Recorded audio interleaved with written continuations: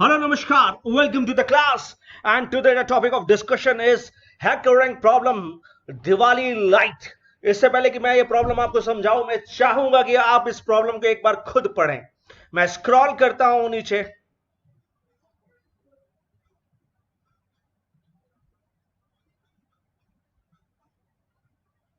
ये कंस्ट्रेंट है. ये आउटपुट फॉर्मेट जिसके ऊपर मैं बहुत ज्यादा ध्यान देने की बात कर रहा हूं. सारा खेल इसी के ऊपर निर्भर कर रहा है. यहीं पे लोग गलती कर रहे हैं. ये सैंपल इनपुट है, ये सैंपल आउटपुट है. मतलब दो टेस्ट केस है. पहली बार जब एक लाइट ली तो एक ही ऑप्शन होगा. जब दो लाइट ली तो तीन ऑप्शन होगा, जो मैं ऑलरेडी आपको करा चुका हूं, जो मैं आपको बताऊंगा. सॉरी.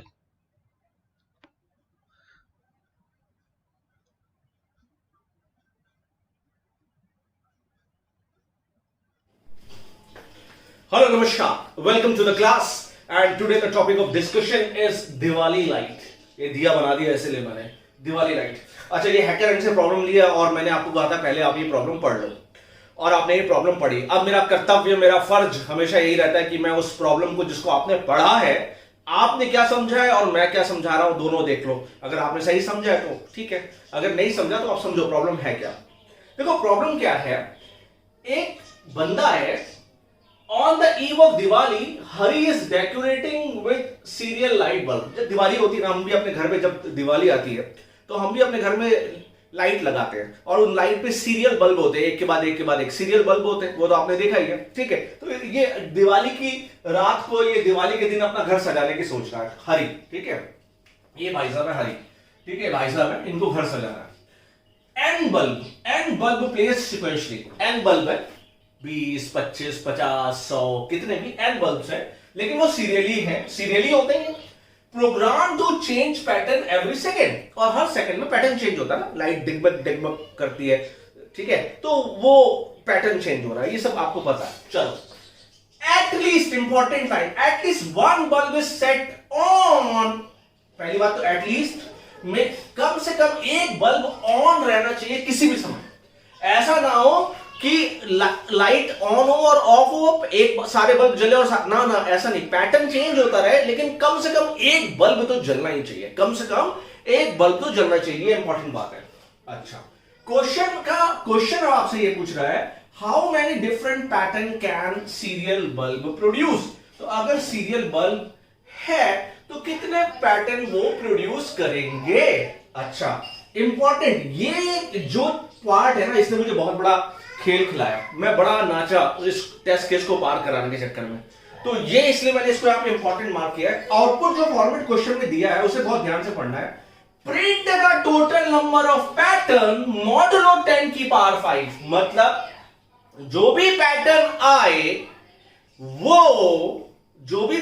आए, मतलब नंबर ऑफ पैटर्न्स जो भी आप निकाल रहे हैं, वो मॉडुलो 10 की पावर 5 होना चाहिए. मतलब 1,00,000 का मॉडुलस होना चाहिए. और अगर आप किसी भी नंबर को किसी भी नंबर से मॉडुलस लेते हो तो उसका क्या मतलब है.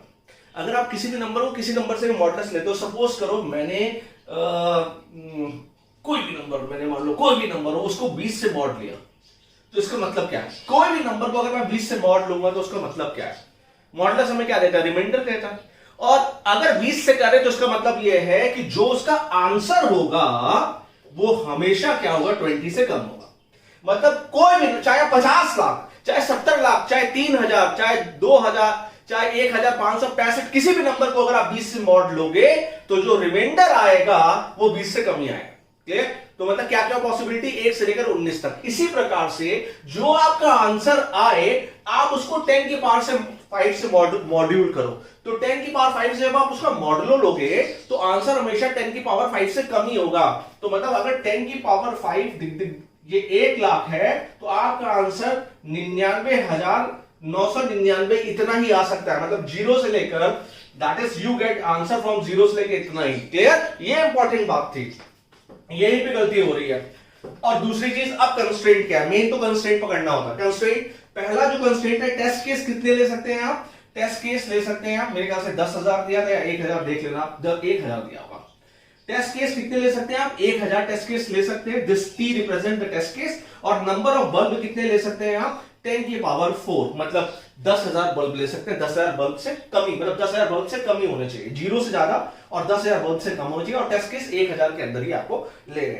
तो अब आपको ये क्वेश्चन था जो मैंने समझाया, अब मैं आपको इसका लॉजिक समझाता हूं। चलिए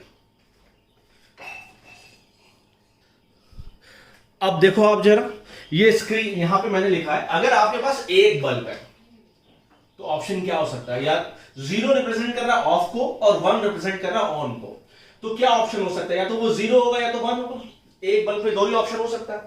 बट कंडीशन क्या है, कंडीशन ये है कि कम से कम एक बल्ब ऑन रहना ही चाहिए, ठीक है। तो फॉर्मूला क्या लगेगा, 2 की पावर n -1, तो बल्ब कितना 1, तो 2 की पावर 1 दैट इज 2 - 1 मतलब 1, तो एक बल्ब हमेशा ऑन रहना चाहिए, क्लियर। अच्छा यहां पे अगर दो बल्ब है तो क्या क्या ऑप्शन हो सकता है, 0 0 0 1 1 0 1 1, ये ऑप्शन नहीं ले सकते, यहां पे एक भी बल्ब ऑन नहीं है, कम से कम एक बल्ब ऑन होना चाहिए। तो फिर आंसर क्या निकल गया है, दैट इज 2 की पावर n -1, तो 2 की पावर 2 कितना हो गया, 4 4 - 1 3, तो देखो 3 ऑप्शंस है ना हमारे पास, 1 2 3, बिल्कुल सही। अच्छा अगर 3 बल्ब है तो ये ऑप्शन हो सकता है 0 0 0 0 0 1 0 1 0, जो बाइनरी नंबर है वो आपने लिख दिया। तो फिर टोटल क्या है, कितने नंबर से आपके पास 3 बल्ब है, तो 2 का और 3 -1 कितना हो गया, दैट इज 8 - 1 इज 7, 7 ऑप्शंस है। ऑब्वियस है ये ऑप्शन तो हम लेंगे नहीं, तो ये लेंगे 1 2 3 4 5 6 7, सही, बिल्कुल सही। और अगर वही 4 बल्ब है तो वही 2 की power 4 - 1 is equal to what, 15, तो यू हैव 15 ऑप्शंस। तो इसी तरीके से जब नंबर ऑफ बल्ब्स आपके बढ़ते जाएंगे, नंबर ऑफ बल्ब कितने ले सकते हैं, 10,000 से कम, मतलब 9,999 बल्ब ले सकते हैं, और 2 की पावर 9,999 कर दो तो भैया कंप्यूटर भी कैलकुलेट नहीं कर पाएगा, कहां से करेगा यार, इतनी बड़ी पावर को कैसे कैलकुलेट करेगा, 2 की पावर 9,000 तो कितना हो गया। तो इसलिए वहां पे जो कंस्ट्रेंट दिया था ना आउटपुट फॉर्मेट, वो यही था कि जो भी आपका नंबर आए वो मॉडलो क्या आए, 1 लाख, याद है मैंने भी बताया था आपको, तो वो आपको ध्यान रखना है आपको, क्लियर। तो ये था ओवरऑल आपका, बस आपको ओवरऑल क्या फॉर्मूला बनाना है, 2 की पावर n - 1, बट कंडीशन ये याद रखनी है कि ये 2 की पावर n की जो वैल्यू है वो 2 की पावर n की जो वैल्यू है वो 1 लाख से ज्यादा नहीं जानी चाहिए, यही तो आउटपुट फॉर्मेट है। तो बस आपको ये ध्यान रखना है, तो अभी तो 1 लाख से ज्यादा नहीं जा रही, 2 की पावर 4 5 6 7 8 9 10 11 12 ये सब था, 11 भी कितना होता है मेरे ख्याल से 2 की पावर 10 इज 1024, 2 की पावर 11 इज 2048, 2 की power 12 is 40 whatever it is, ठीक है, अब इतना याद नहीं मेरे को, फिर 8,000, फिर 16,000, फिर 32, फिर 64, फिर 1 35 हो जाता है ना, जब 1 35 होता है मेरे ख्याल से दैट इज 2 की पावर 17, तो 17 फिर 1 35 नहीं होना चाहिए, वो 1 लाख से कम होना चाहिए, ठीक है। इसलिए अब आपको वो कोड लिखना है, तो बहुत छोटा सा कोड है, हो गया, खत्म खत्म। चलो अब मैं कोड लिख के दिखाता हूं आपको, देखो कोड, बस इतना सा कोड है भाई, हो गया, कुछ करना ही नहीं है, फॉर्मूला पुट करना था आपको।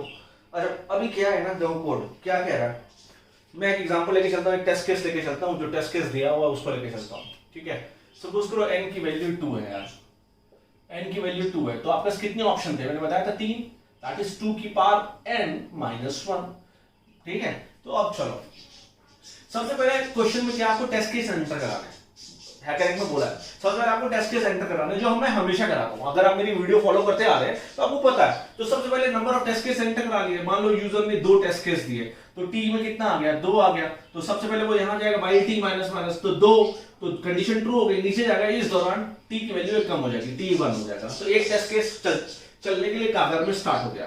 2 वेरिएबल, एक आंसर और एक n, आंसर में क्या डाल दिया, ans में डाल दिया 1 और एक n, n क्या है, नंबर ऑफ बल्ब्स, यहां पे हमने नंबर ऑफ बल्ब एंटर करा लिए, तो नंबर ऑफ बल्ब कितने एंटर कराए हमने, 2, नंबर ऑफ बल्ब कितने एंटर कराए, 2, ठीक है। अब एक लूप चला दिया 0 से लेकर n से कम तक, ऑब्वियस जब 0 से चलाने से n से कम तक चलेगा तो कितना, ये 2, तो 0 से लेकर 1 तक चलेगा, आई वैल्यू 0 कहां 0, आंसर में डालो, आंसर इंटू 2, आंसर में कितना था 1, 1 इंटू 2 कितना हो गया 2, तो ans की वैल्यू कितनी हो गई 2, क्लियर, ans की वैल्यू कितनी हो गई 2। अब हर बार हमें ये कोशिश करनी है और इस बात का दृढ़ता रखनी है कि आंसर कभी भी 1 लाख से ज्यादा नहीं होना चाहिए, तो जो भी आंसर आ, मुझे क्या पता 2 आंसर आ रहा है, कंप्यूटर को क्या पता, हम तो भैया 2 को मॉड लेंगे 1 लाख के साथ, तो 2 का जब मॉड लोगे तो आंसर 2 ही आएगा, तो आंसर में 2 ही बचेगा। फिर क्या होगा, अभी काम खत्म तो होने ऊपर जाएगा, आई की वैल्यू कितनी हो गई 1, 1 2 से छोटा है, हाँ छोटा है। फिर आंसर में डालेगा आंसर इंटू 2, आंसर में कितना है 2, तो 2 इंटू 2 कितना हो गया 4। लेकिन फिर आपको मॉड लेना है, क्यों? क्योंकि आपको शर्त को मेंटेन करना है कि आंसर कभी भी 1 लाख से ज्यादा नहीं होना चाहिए। तो 4 मॉड किया, तो 4 मॉड 1 लाख तो 4 ही रहेगा, क्योंकि 1 लाख बड़ा है तो रिमाइंडर 4 ही रहेगा।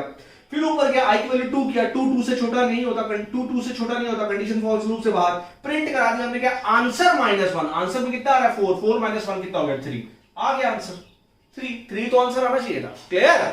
बस यही है और कुछ भी नहीं। तो अब जो भी आप n की वैल्यू लोगे उतनी बार लूप चलेगा।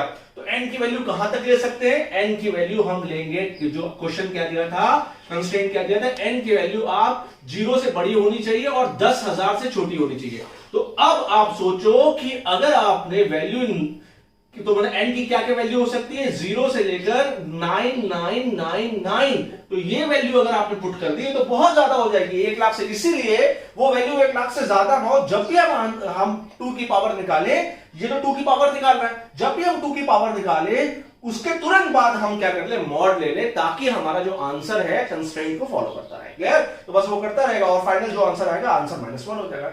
यही आपको रन करा के अभी मैं इसको दिखाऊंगा और सारे टेस्ट केस पास करा के दिखाऊंगा। बस इतना सा हो गया। बहुत बहुत धन्यवाद। अब देखिए मैं इसको रन करा के दिखाता हूं और सारे टेस्ट केस पास करा के दिखाता हूं। Thank you. चलो, जैसा कि मैंने आपको कहा था कि मैं आपको रन करा के दिखाऊंगा ये प्रोग्राम, ये है प्रोग्राम। इस प्रोग्राम को जैसा एज इट इज मैंने आपको समझाया, अब मैं इस प्रोग्राम को रन करा के दिखाता हूं आपको। रन हो जा। Congratulations, you pass the sample test case. बहुत बढ़िया, शानदार। अब मैं इसको सबमिट करता हूं, इस कोड को। Yes, submit my code. Okay, that accepted. तो फाइनली मेरे सारे टेस्ट केस पास हो गए और आंसर एक्सेप्टेड आ गया। स्टेटस जो शायद आपको दिखाई नहीं दे रहा, लेकिन मेरे को दिखाई दे रहा है, स्टेटस इज एक्सेप्टेड। तो मेरा काम हो गया, यही मैंने आपको समझाया था। Please please please like, subscribe and share the channel. Thank you so much. Thank you for watching. Thank you so much.